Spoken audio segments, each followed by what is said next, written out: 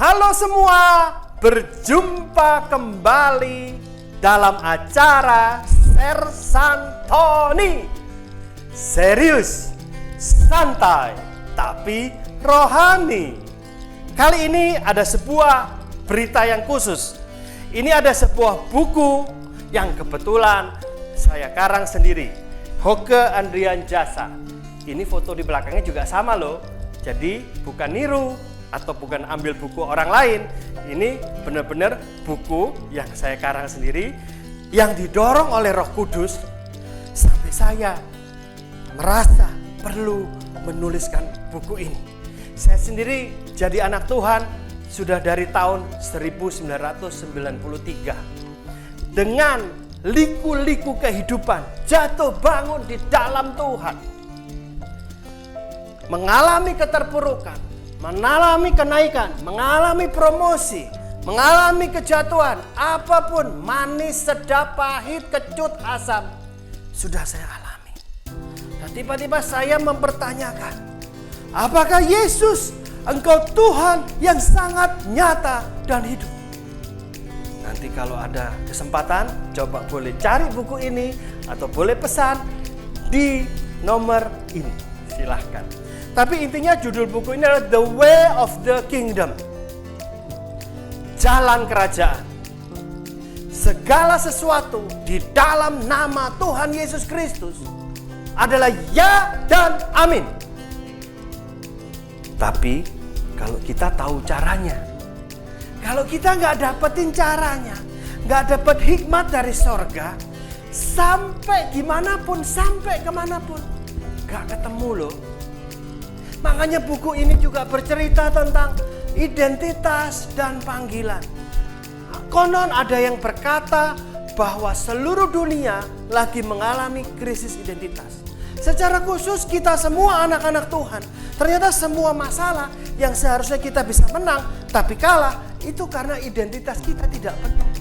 Kita tidak tahu siapa kita di dalam Kristus. Dua pertanyaan yang sangat mendasar dalam kehidupan setiap kita anak-anak Tuhan. Yang pertama yaitu siapa saya di dalam Kristus Yesus. Dan siapa Kristus Yesus buat saya. Ini bercerita tentang banyak hal. Tapi kekristenan kita ketika tidak masuk dalam sebuah pengertian, kesadaran, dan pengalaman, maka ketika ada masalah, maka ketika banyak pengajaran baru, kita semua akan menjadi bingung dan goyah.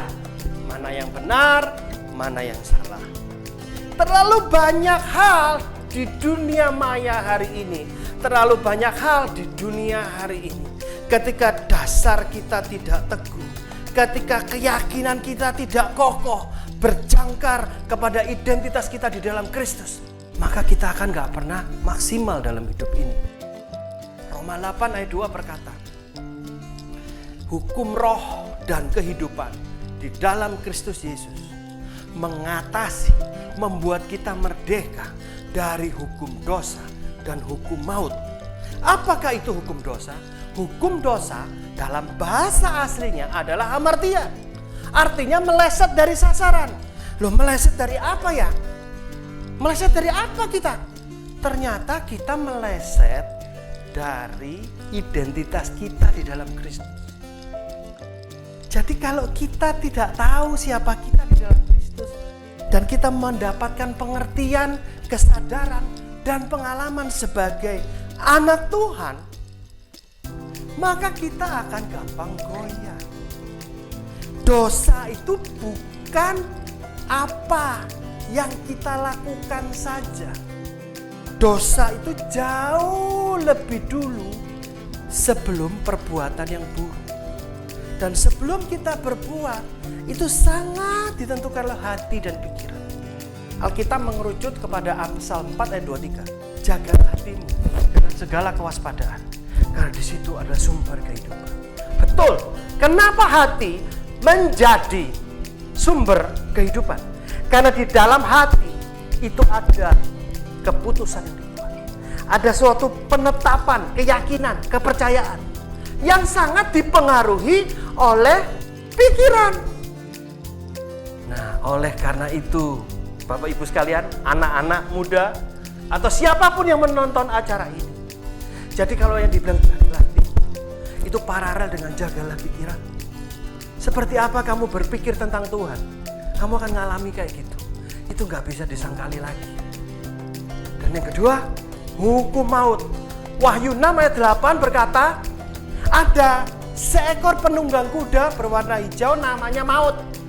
Dia datang ke bumi, punya otoritas dan kuasa, membunuh sepertiga manusia dengan pedang, sampar, kelaparan, dan binatang buas. Pedang itu bicara tentang hubungan yang dirusak oleh iblis. Sampar, sakit penyakit. Kelaparan, bicara keuangan. Pekerjaan iblis, binatang buas itu artinya pekerjaan iblis. Karena ada orang yang bisa mencuri, membunuh, itu kan orang juga. Memang free will kita nih, hati kita nih adalah reward surga dan neraka. Kalau dipilih kita memilih surga, maka ada orang-orang yang akan mengalami kebaikan Tuhan. Tapi ketika kita menyerahkan pilihan kita kepada iblis, maka ada orang-orang yang tak bersalah yang menderita. Contohnya, ada orang namanya Hitler. Dia membunuh 6 juta orang yang gak bersalah. Karena dia menyerahkan free will-nya kepada iblis, kepada neraka. Sedangkan banyak jutaan orang mengalami surga di India oleh gara-gara satu orang namanya Bunda Teresa. Satu orang ini menyerahkan free will-nya kepada surga. Oleh karena itu, jangan pernah lupa, free will kita, hati kita adalah rebutan atau trofi buat surga atau neraka. Tergantung kepada siapa kamu serahkan hatimu atau free will. Tuhan Yesus memberkati.